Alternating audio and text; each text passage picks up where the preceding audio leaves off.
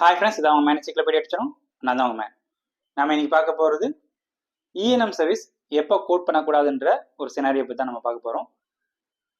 பொதுவாக பார்த்தீங்கன்னா இன்ஜெக்ஷன் இல்லைனா வேக்சின் பேஷண்ட் வந்ததே பார்த்தீங்கன்னா இன்ஜெக்ஷன் இல்லை வேக்சின்காக மட்டும் வந்திருப்பாங்க. வேறு எதுவுமே பண்ணியிருக்க மாட்டாங்க. அப்போ இஎன்எம் கொடுக்க முடியாது. வெறும் வேக்சின் கோடு இல்லைன்னா இன்ஜெக்ஷன் கோடு அதோட அட்மிட் கோட் மட்டும் தான் கொடுக்கணும். எக்ஸாம்பிளாக பார்த்தீங்கன்னா சீஃப் கம்ப்ளைண்ட் வந்ததே பார்த்தீங்கன்னா பேஷண்ட் சீஃப் கம்ப்ளைண்ட்டே பார்த்தீங்கன்னா எக்ஸாக்டாக என்ன இன்ஜெக்ஷன் வேணுமோ இல்லை என்ன வேக்சின் வேணுமோ அதுக்காக தான் வந்திருப்பாங்க chief complaint. HP ROS physical exam பார்த்தீங்கன்னா சில டைம் பிளாங்காக இருக்கும். அப்படி இல்லைன்னா அந்த இன்ஜெக்ஷன் ரிலேட்டடாக இருக்கும். எம்டிஎம் பார்த்தீங்கன்னா ஒன்று வேக்சின் இருந்துச்சுன்னா என்கவுண்டர் ஃபார் இம்யூனைசேஷன் அதுக்காக வந்திருப்பாங்க. அப்படி இல்லைன்னா இன்ஜெக்ஷனுக்காக வரும்போது என்ன டைப் ஆஃப் இன்ஜெக்ஷனும் இப்போ எதுக்காக அவங்க இன்ஜெக்ஷன் போட போகிறாங்களோ அது ரிலேட்டட் ஐசிடி மட்டும் தான் இருக்கும்.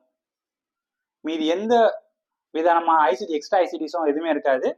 ஸோ இதில் பார்த்தீங்கன்னா வெறும் பேஷண்ட் வந்ததே இன்ஜெக்ஷன் போட்டுக்கிட்டு வீட்டுக்கு போகிறதுக்காக.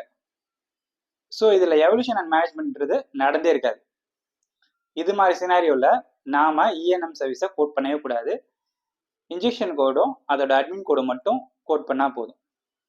இதுதான் one of the scenario ENM service, அதாவது 99202 99215 வரைக்கும் இருக்கக்கூடிய அவுட் பேஷண்ட் சர்வீஸ் கொடுக்க மாட்டோம்ல, அதுக்கான எக்ஸாம்பிள் தான் இது. நன்றி. லைக் பண்ணுங்க, கமெண்ட் பண்ணுங்க, ஷேர் பண்ணுங்க.